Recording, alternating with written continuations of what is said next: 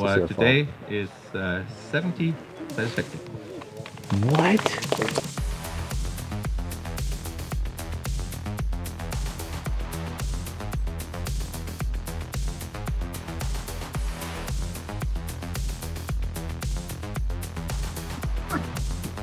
Chico's like the side project, you know? If he screws up, it's kind of like almost expected.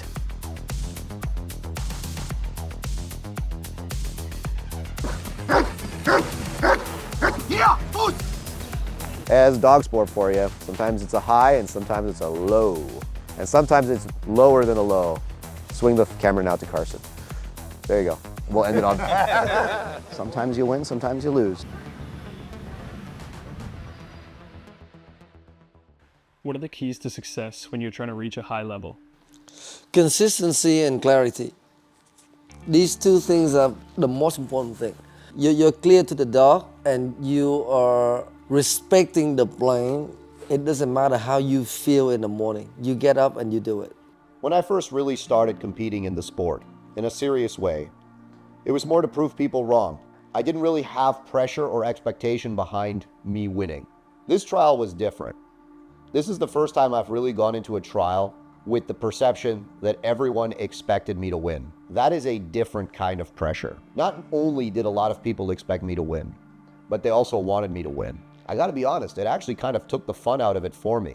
Being an underdog, being in the position where you're proving people wrong instead of proving people right, it's a very different position. It's always nice to be the hunter instead of the hunted. In this trial, I felt hunted. So in my system that I've blessed Has with, we do a recovery track after, very important. The dog gets to do 2 phases in the day, so it just looks like a normal day, not just coming out for, the trial. So, hopefully my system that I've given Has is gonna work well for him. Thanks for the system. The system he gave me involves a lot of right crosses and left hooks, so maybe that'll work on the track. We'll try it. Against Gage, maybe. Chico? No, that's all you, man. No, You're I don't punching know. up a weight class.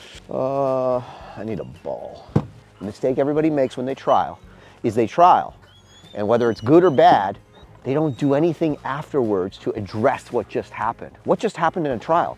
You did a whole bunch of stuff. Your dog didn't receive any positive or negative reinforcement. You now have to address what just happened so that the dog can normalize that experience and not become trial-wise or more trial-wise. It's actually my belief that dogs always know that they're in a trial. It's how they can handle understanding that they're in a trial, how they can handle knowing that they're in a trial, that makes the difference between success and failure, in my opinion. If you want to know more, check out my trial prep course. Too much free game, man. You gotta pay me for that shit. People do pay me for it, except Lucas. Don't worry, I said it all before you. I let them know. We're gonna treat this exactly like a trial. Has and Chico checking in, IGP3 track dog will indicate articles. Sook. You can see now he's a little bit frustrated. There we go. That's self-discovery. It's a 75 all day, buddy. Oh yeah. Out. Good job. Out. Jesus, bro. Out. Those vitamin shots are really working. He didn't want to out. Fucking ass there. He's on one today. He's on one, which means that he definitely needs to go to church. He's got a lot of repenting. I have learned that everyone has their system and their system is best. That's right. No matter the numbers. Not that I have all the answers, but maybe I have some. See, this is exactly what he was like in trial, so this is perfect. I'm very happy. Super. Very nice. The last time I was here, I was with my Malinois 10 years ago, and I was doing my practice track back when I didn't have any clue as to what I'm doing, and we failed tracking. Happy memories. I actually started an IGP over 10 years ago, but it wasn't until maybe about 3 years ago that I really started to take it seriously. I always played around in the sport a little bit, but I never really gave the sport the time and the effort and the thought that it deserved. But what can I say? Some people were talking a little bit too much. And sometimes that's all the fuel that you need to light the fire. So my name is An Lee and my competition dog is Bon from Housley. Bon was a Canadian champion in 2023, vice champion in 24, and recently he's the Western Regional champion in 2025. Was the dog sport community welcoming to you when you first started? Well, some good people, some not so good, but like what I've learned over the years is very simple like that. When you started out, a lot of people will support you because you remind them of who they were from the beginning. And then when you start to have some success, people stop liking you because you remind them that they quit halfway. Ego and jealousy, it takes over, right? So some people you might consider like friends from the very beginning. All of a sudden they're not supporting you anymore. Put it simple like this: they're nice to you when you're not a threat. Dog sport is very demanding in terms of your training ability, in terms of the time that you put in. It's also risky from a reputational standpoint. I'm a professional dog trainer. I make my money training dogs. I'm also fairly well known on social media in terms of my content related to training dogs. So dog sport's a little more risky for me than it is for the average person. Not doing well would lead to some reputational destruction, shall we say. My demeanor on YouTube, the way that I speak, the way I conduct myself, a lot of people maybe are under the impression that that is a character that I play. But I'm here to assure you that is really me. When you communicate like that, the downside is a lot of people don't like it. There's a saying that goes, never shine too brightly, because there is going to be people out there that want to dim your light. And so needless to say, that leads to a little bit of friction, shall we say. In the beginning, when I started taking dog sports seriously, it was more to prove people wrong and to prove something to myself, that I could win if I put my mind to it and that if I wanted to do it. Problem is, winning is addictive. Once you win once, it's all you ever want to experience again. Dog sport by its very nature, it's not easy to win. You're going to lose more than you win. It's just the way that it is. And it's something you have to be willing to risk if you want to experience that feeling of standing on the podium. Very nice. Out. Out. Plots. Why are you so angry? Just, there you go. You gotta chew your food, bro. Set. A little much here. Hasn't Gage checking out. Dog indicated 3 articles. Good job, buddy. No. Don't jump. You can't jump right now. Reactive dog, barking, lunging, chasing, pulling. Enjoy peaceful, pleasant walks again in as little as 1 day of training. Fast, effective training that actually works. Think Shield Canine. Yesterday was tracking. Today is protection. Big day. Protection is probably the second hardest phase in terms of your ability to control the dog and help the dog. When he's 100 meters away from you and he's on the bite and you say out, that's when you're just trusting your training and hoping for the best. That's why for me, protection is the second hardest. Tracking is more difficult because it's longer and the dog's, again, far away from you, operating independently. But protection is the next one where it's like, you hope things go well, but the dog also has to make up his own mind in that situation. Inshallah, things go well. Inshallah means God willing. Oh, okay. Yes. When the dog trains really good at home every day, it's one thing, but for the dog to bring what we expect them to do is another thing. I thought Jack was in a good place when he went onto the field for obedience. What we saw though is as the routine went on, the dog lost concentration and control.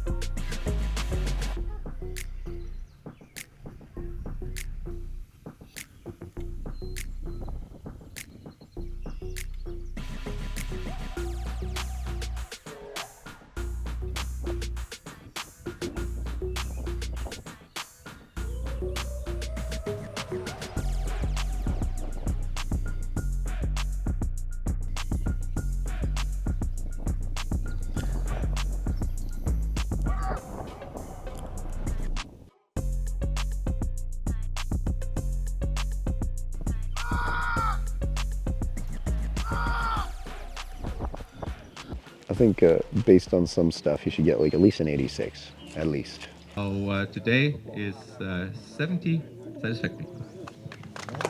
We're talking the blind. Caro. Were you talking to him in the blind? So good opinion. Wait. How did he get 70? Bro, there's no Sometimes way. the That's position not is a 70. little bit in back. He completed That all the must be exercises a except the little sit bit in more motion. closer to He should be like 80 the focus something is, all day. I'm by the handler. He got fucked. It was 82. No, Yeah, it no was. sit, no sit, no send out. No. 15 points. No. You don't lose all the points if your dog doesn't sit. You get some points for the build-up. Because he stopped perfect. No, you should have gotten 5 points for the build-up, and the send-out was minus 10. The send-out's not 15. That is what it is. Yeah, fuck. If I want the points, I shouldn't leave them on the table.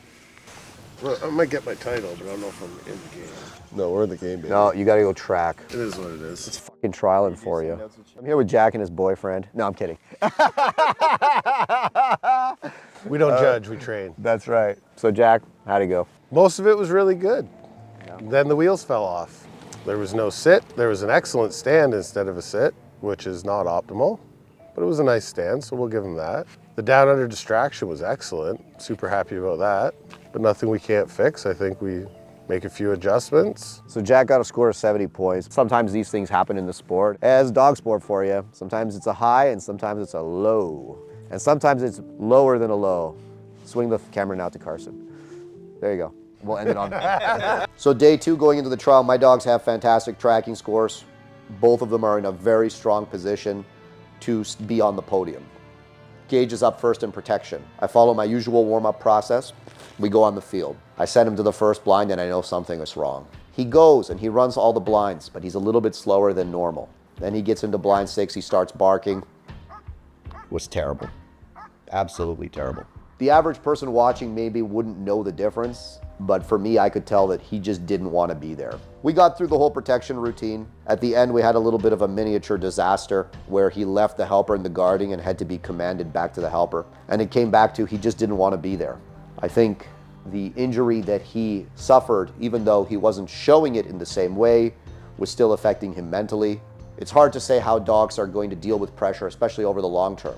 And the truth is, last year I put a lot of pressure on Gage to get him to the level that he was able to be at for the World Championship. Sometimes the effects of pressure to perform at that level aren't immediately apparent. Sometimes you see that over time, and it's really important to be able to manage that and help the dog recover.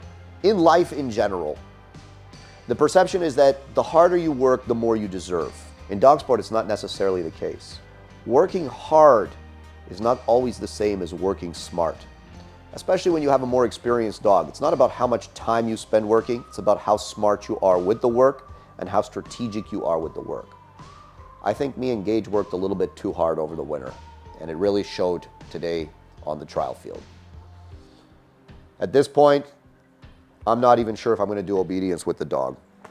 He obviously is not in the right frame of mind. Do I really want to take him out there and risk perhaps re-injuring or injuring him even worse? I'm not sure. I'm gonna have to decide tomorrow. But in the end, must be more firmer. It's a low insufficient, so today 78 satisfactory.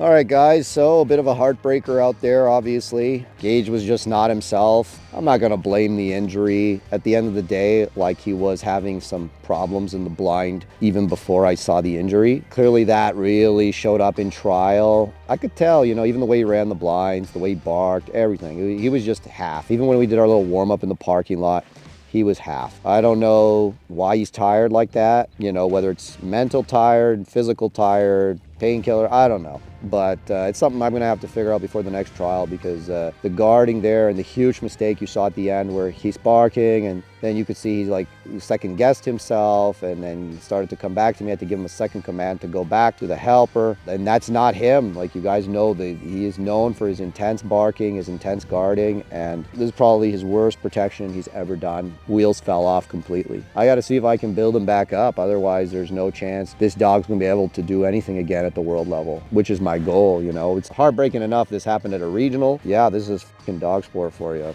One step forward, 2 steps back. I gotta get Chico out there next, and hopefully we can do something productive with him and make up for what happened with Gagey. I'm just processing it still, and thinking about what I need to do in order to fix this, but not happy, not happy. We have the brand new 2024 Matchbox models. This particular model is a sport model with aluminum wheels and also with brand new shock absorbers. Also, this trailer has roof rails. All the sport models are all aluminum based. You can easily wash the compartments out. 2025, we got a lot of trailers coming in all kind of options. Feel free to reach out. It was hard taking Chico onto the protection field after just having Gage's worst protection of his life. I'm not in a good mood. I'm not in a good frame of mind. In case you guys can't tell in the video, I'm not happy. I run the dog through everything.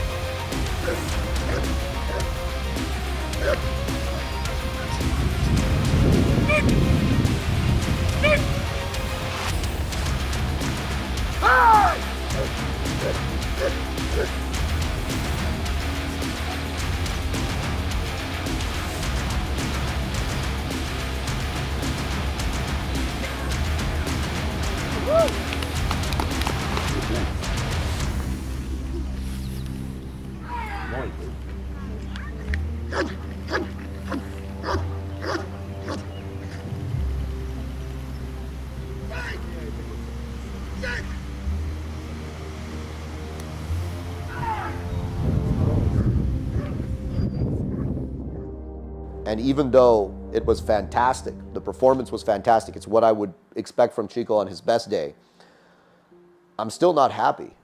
I'm still angry just thinking about what happened with Gage. I'm still frustrated, I'm embarrassed, but that's dog sport for you. He brought a lot of power, intense the whole way, excellent grip, control, like we couldn't be more proud of the dog. So, today, 96, excellent. Congratulations.